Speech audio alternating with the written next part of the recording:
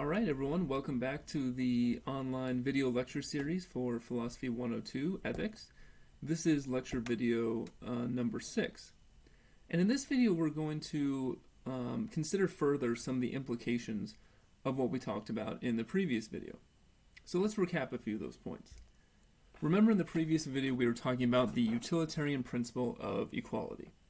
And what this principle essentially holds is that whenever you're taking any sort of action, and you're saying, okay, remember utilitarians think about how do I create the greatest happiness for the greatest number, and you say, whose happiness do I have to be concerned with?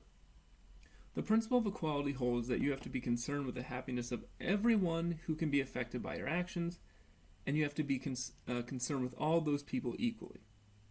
So you break it down, you say, well, I'm a person who can be affected by my actions, so do I have to be concerned with myself? Yes, of course.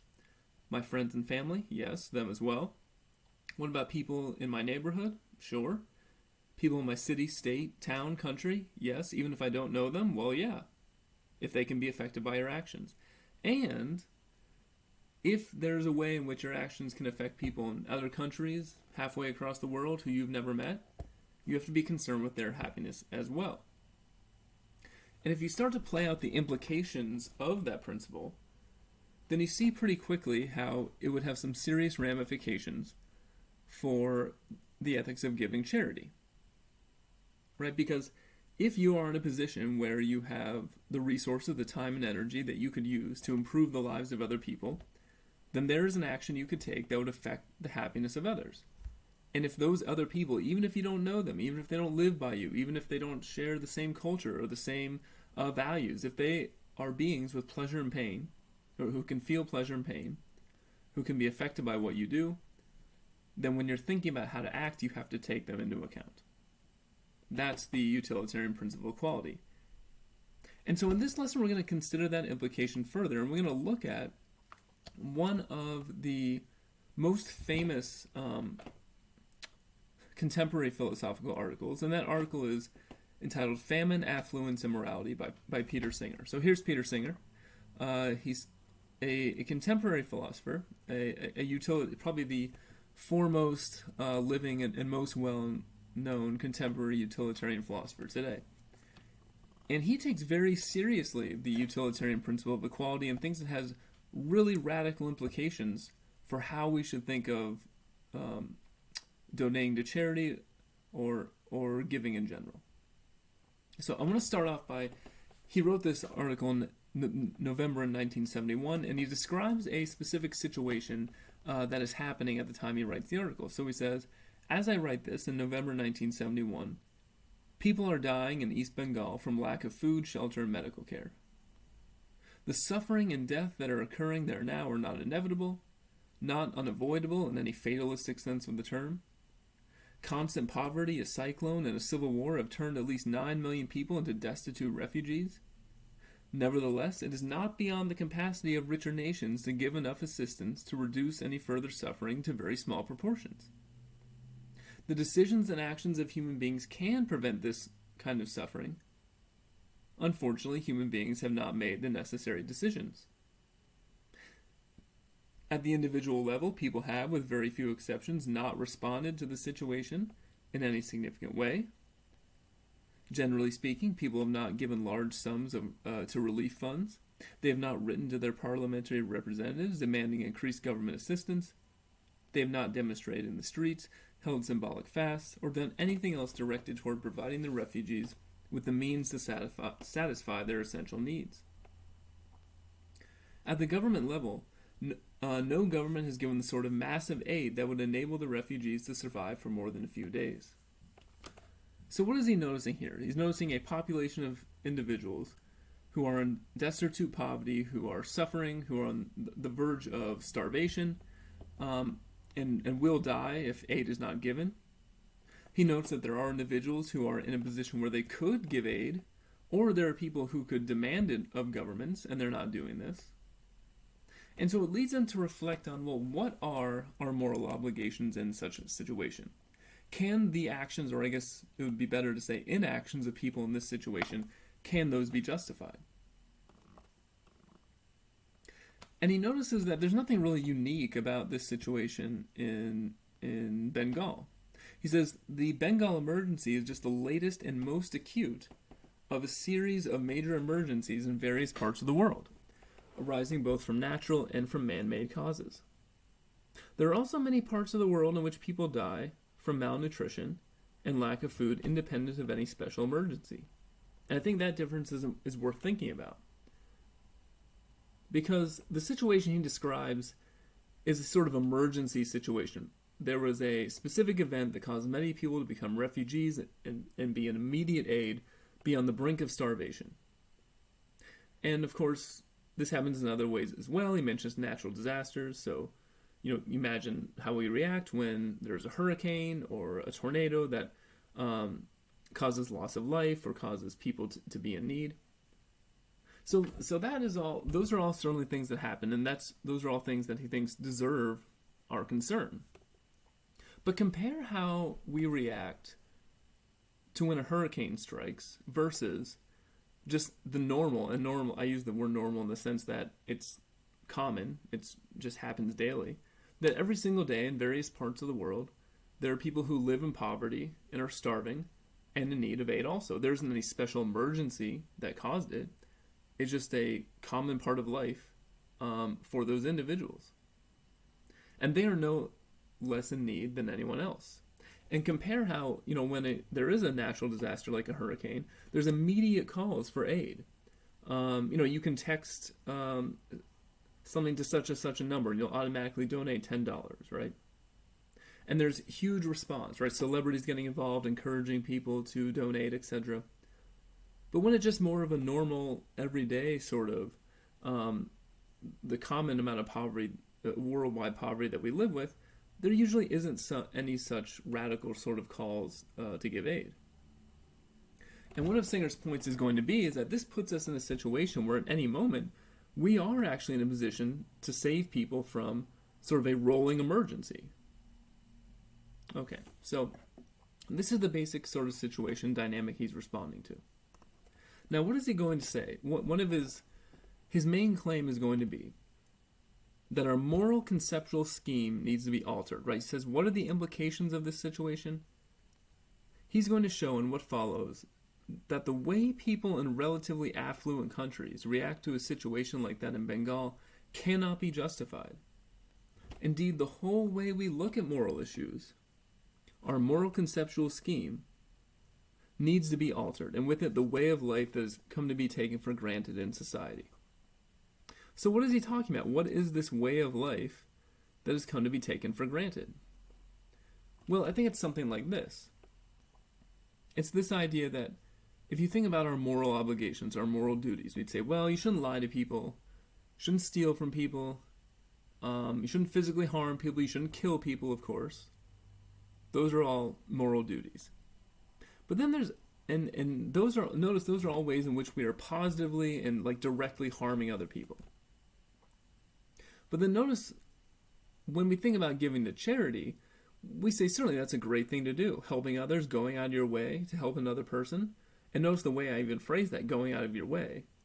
It suggests that giving to charity is going above and beyond the moral call of duty. And this is what he thinks is the mindset that needs to be changed. Singer's going to argue that giving to charity isn't some optional sort of action you can choose to take to go above and beyond what's required of you. In fact, if you are someone with disposable income, if you are a person who spends money on what he calls luxury items, you have a moral obligation to give to charity. Okay, so this is the conclusion he wants to establish. Now, what's his argument, right? So the argument itself, and I'm going to call this Singer's argument for obligatory aid, is relatively straightforward, although it does have some somewhat radical consequences. So premise one, the first premise in the argument is this: suffering and death from lack of food, shelter, and medical care are bad. And the way he explains this is just a sort of basic assumption. I begin with the assumption that suffering and death from lack of food, shelter, and medical care are bad. I think most people will agree about this. Although one may reach the same view by different routes, I shall not argue for this view.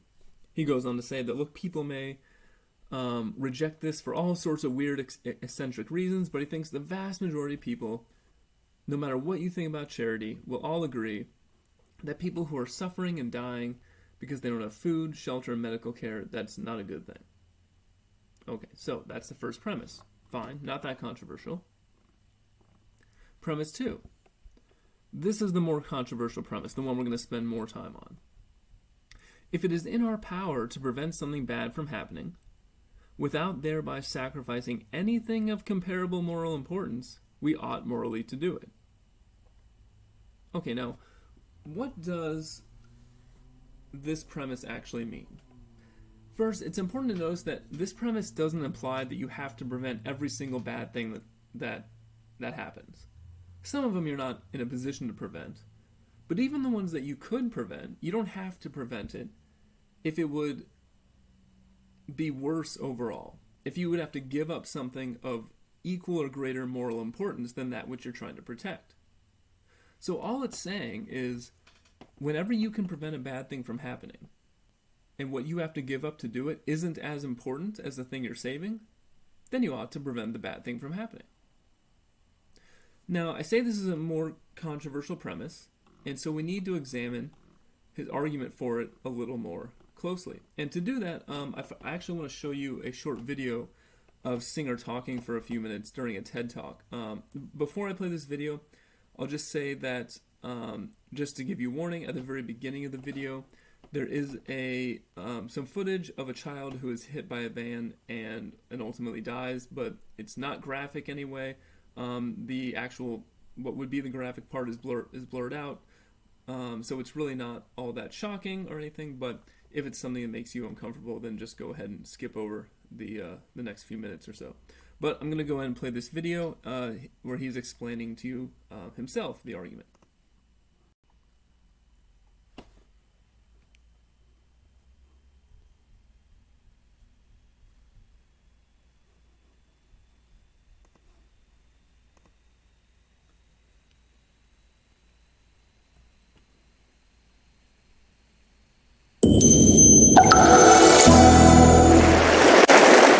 There's something that I'd like you to see. It's a story that's deeply unsettled millions in China. Footage of a 2-year-old girl hit by a van and left bleeding in the street by passers-by. Footage too graphic to be shown. The entire accident is caught on camera. The driver pauses after hitting the child, his back wheels seen resting on her for over a second. Within 2 minutes, 3 people pass 2-year-old Wang Yu by. The first walks around the badly injured toddler completely. Others look at her before moving off. There were other people who walked past Wang Yu, and a second van ran over her legs before a street cleaner raised the alarm. She was rushed to hospital, but it was too late. She died. I wonder how many of you, looking at that, said to yourselves just now, I would not have done that. I would have stopped to help. Raise your hands if that thought occurred to you. As I thought, that's most of you. And I believe you, I'm sure you're right. But before you give yourself too much credit, look at this. UNICEF reports that in 2011, 6.9 million children under 5 died from preventable poverty-related diseases. UNICEF thinks that that's good news because the figure has been steadily coming down from 12 million in 1990. And that is good. But still, 6.9 million is 19,000 children dying every day. Does it really matter that we're not walking past them in the street? Does it really matter that they're far away? I don't think it does make a morally relevant difference. The fact that they're not right in front of us, the fact, of course, that they're of a different nationality or race, none of that seems morally relevant to me. What is really important is, can we reduce that death toll? Can we save some of those 19,000 children dying every day? And the answer is, yes, we can. Each of us spends money on things that we do not really need. You can think what your own habit is, whether it's a new car, a vacation, or just something like buying bottled water when the water that comes out of the tap is perfectly safe to drink. You could take the money you're spending on those unnecessary things and give it to this organisation, the Against Malaria Foundation, which would take the money you had given and use it to buy nets like this one to protect children like this one. And we know reliably that if we provide nets, they're used and they reduce the number of children dying from malaria, just one of the many preventable diseases that are responsible for some of those 19,000 children dying every day. Fortunately, more and more people are understanding this idea, and the result is a growing movement, effective altruism. It's important because it combines both the heart and the head. The heart, of course, you felt the empathy for that child. But it's really important to use the head as well to make sure that what you do is effective and well-directed. And not only that, but also I think reason helps us to understand that other people, wherever they are like us, that they can suffer as we can, that parents grieve for the deaths of their children as we do, and that just as our lives and our well-being matters to us, it matters just as much to all of these people. So I think reason is not just some neutral tool to help you get whatever you want. It does help us to... Okay, so there you see Singer himself explaining the basic argument. And you see him make a similar point in the article itself. So here he says, an application of this principle, and he's referring to the badness prevention principle, an application of this principle would be as follows. If I am walking past a shallow pond and I see a child drowning in it, I ought to wade in and pull the child out. This will mean getting my clothes muddy, but this is insignificant, while the death of the child would presumably be a very bad thing. And in fact, if you're wondering, is this just a sort of hypothetical situation? Well, there was actually a recent case in Canada where a bride and groom were getting their wedding photos done, and a child had actually fallen in this little river here near where they were doing it. The groom dove into the river and saved the child. Okay, so think about all these cases. The drowning child case. Think about the example that Singer used in the video where there was a child who needed aid and people walked past. Now, in each of these cases, there was a bad, right? There's a bad thing that could be prevented. The child drowning, the child dying who was hit by the van. There's a bad thing that could have been prevented. And it would have come at some cost to everyone to save the child. So if you think about the child drowning, this person who dove in, well, he's like, well, if I was to dive in and save this child, my suit would get wet, it could ruin my clothes. We're really in the middle of a photo shoot here. This isn't the best time. This is supposed to be a celebratory day. This is, a day about celebrating our love. It's not really a day about, me saving this child in the river. There's all sorts of costs associated with it. But, of course, your reaction to someone talking like that would be, well, yeah, your suit's going to have to get muddy and maybe a little wet, but there's a human life on the line. There's something much more important at stake. Yeah, you have to sacrifice something, but it's not in any way comparably more important to the life you could save. And, in fact, The Life You Could Save is the title of one of Peter Singer's recent books. All right, so premise 2 says, in situations like that, you have a moral obligation to help.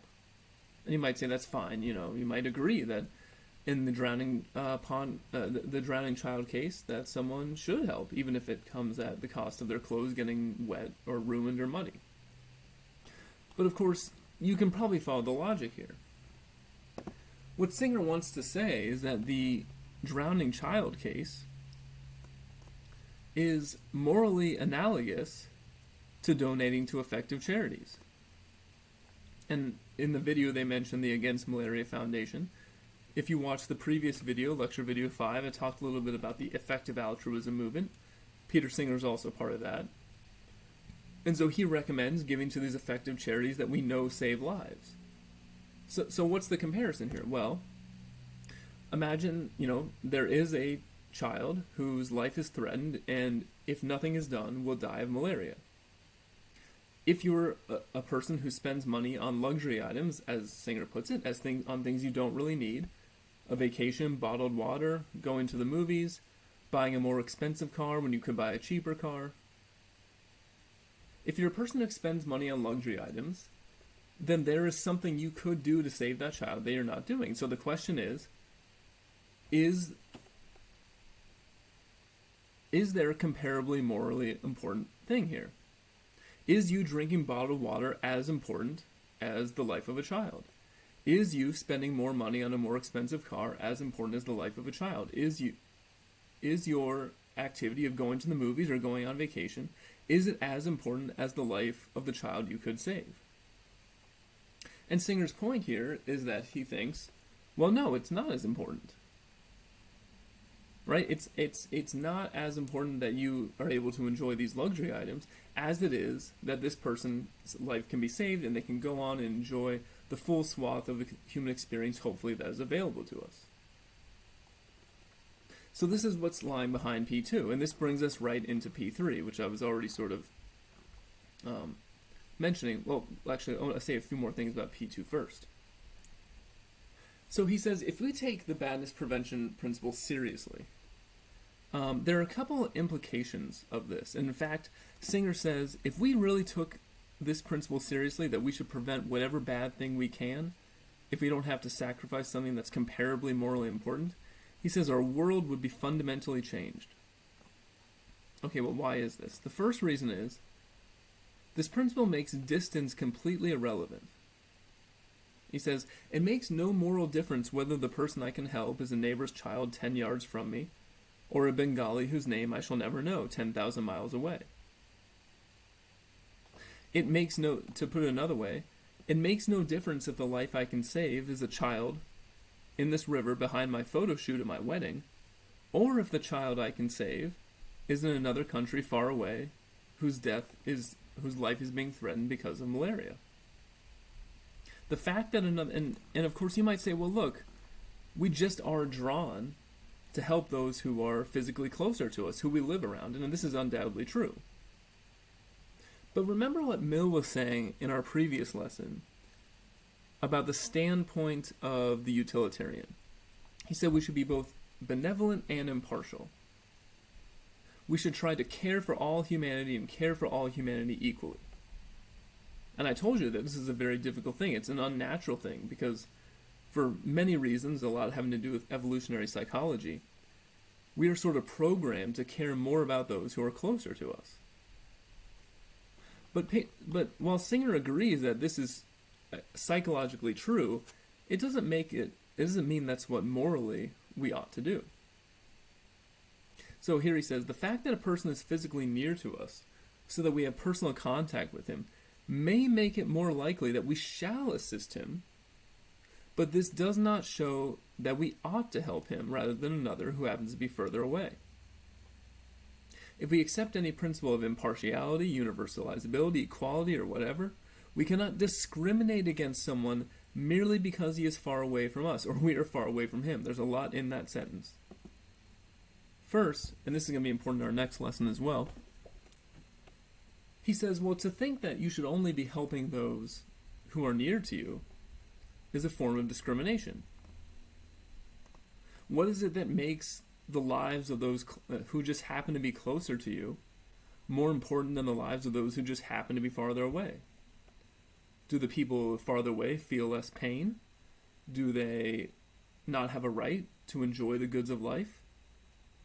Do they not have the ability to enjoy the human experience that we hope all people should be able to enjoy? Of course not. So for you to say that I don't have to worry about someone just because they're far away seems a smack of discrimination. You're drawing a line between two groups of people without a good justification in Singer's view. Also, look at the other part of that sentence. Singer says, we can't discriminate against someone merely because he is far away from us, right? This is how we talk when we in this context. We say, well, why should I have to help someone who's so far away from us? And that, of course, has the effect of saying, well, this is someone at a great distance from me. But of course, the same goes the other way. Singer says, or we are far away from him. It's really the same sort of thing. And when you look at it that way, it makes the whole issue of distance seem somewhat arbitrary. It's not that this, they happen to be far away from you, you happen to be far away from them. Imagine, for instance, that the tables were turned. Imagine that you were in the situation where you desperately needed help. How might you then feel about and someone happened to be far away who could help you, but said, well, you're far away from me? Would the same justification hold in your mind in that case? So, the first reason that if we really follow this principle, that it would have these radical consequences is because it doesn't take into account distance. Alright, but let's look at a second way also. This principle also doesn't take into account the fact that there are other people who could potentially help as well. Right, so he says, I admit that there's a psychological difference between the cases. One feels less guilty about doing nothing if one can point to others, similarly placed, who have also done nothing. So what is he referring to here? So you might say, okay, I realize that there are people who are in desperate need of medical care or they will die of malaria. I realize that I could help contribute to their well-being, help contribute to saving their life, by donating regularly to charity.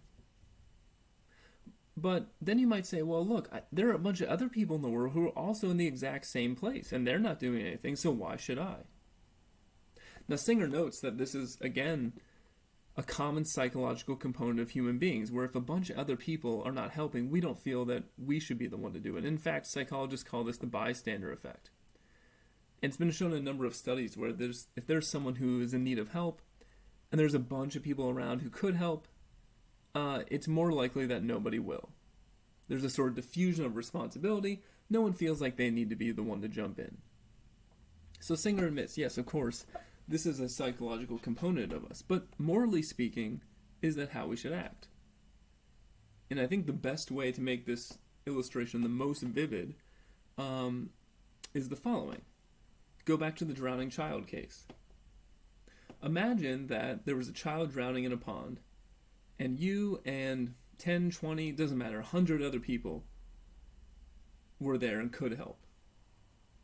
Would that be enough just if no one did anything, if all 100 people stood there looking at this child drowning in a pond and doing absolutely nothing, would you then say, well, I guess they're all in the moral clear because there were a lot of other people?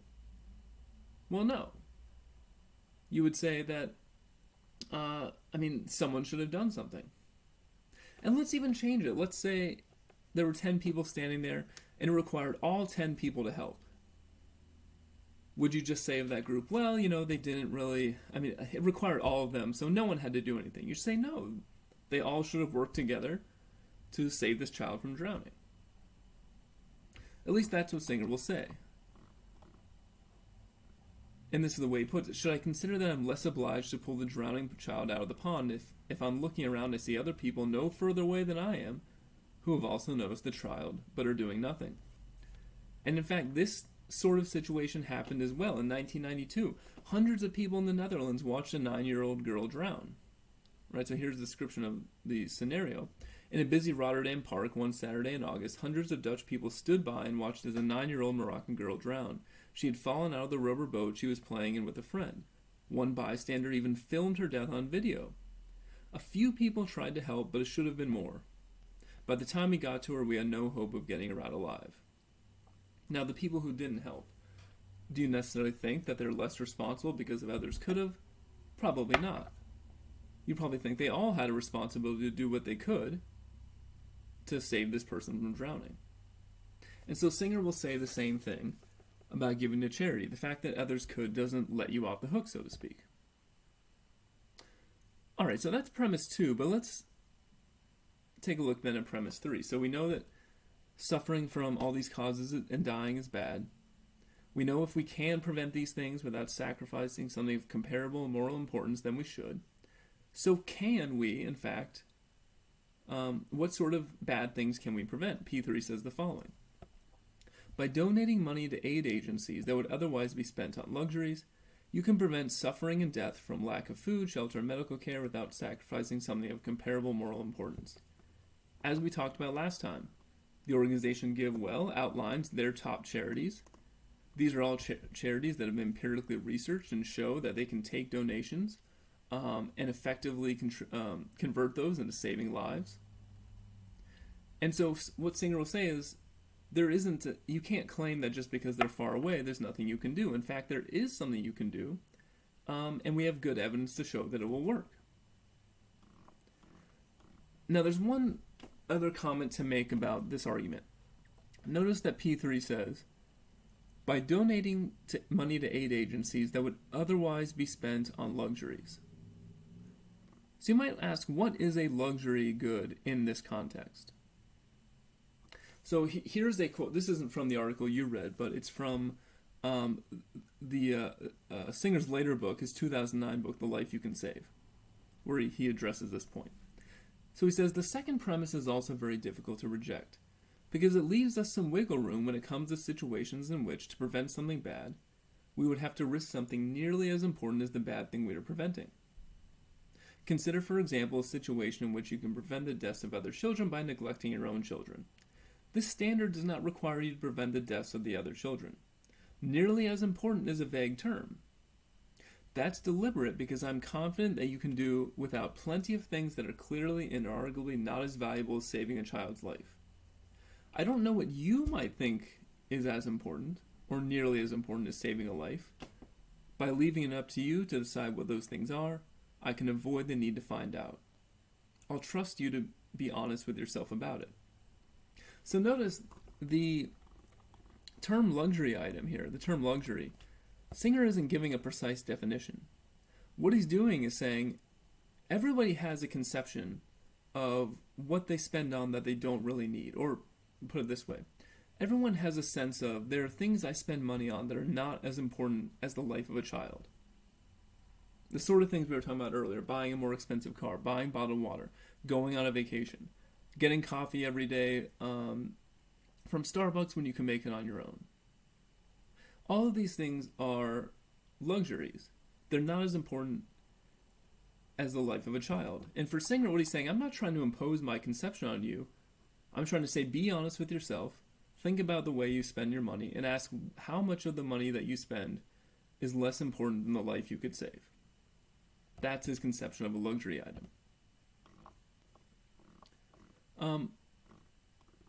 And so to conclude, his final conclusion he explains in the following way. He thinks, here's how he describes the outcome of the argument. The outcome of this argument is that our traditional moral categories are upset.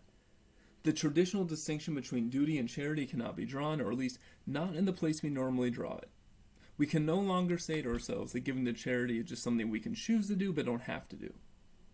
This common way of looking at the matter cannot be justified. On the contrary, we ought to give the money away, and it is wrong not to do so. And that's the argument. Okay, so I want to conclude just by making a comment on, if you would like to reject this argument, and this is one of the things you can address in the discussion boards, what should you think about? And just in case you're curious, this article, Famine, Affluence, and Immorality by Peter Singer, is one of the reasons I got into philosophy. I spent an inordinate amount of time as an undergraduate student thinking about this argument and thinking about how to reject it. And so if that's what you want to do, most likely one area you would want to attack would be the following. I want you to think really hard about this comparison, the comparison between the drowning child and donating to effective charities. Is this a sound analogy? Are there any morally relevant differences between these two cases? Because if there is a morally relevant difference, then the comparison might not work. So anyway, I'll leave that to you to think about that more carefully. As always, thank you for listening, and have a nice day.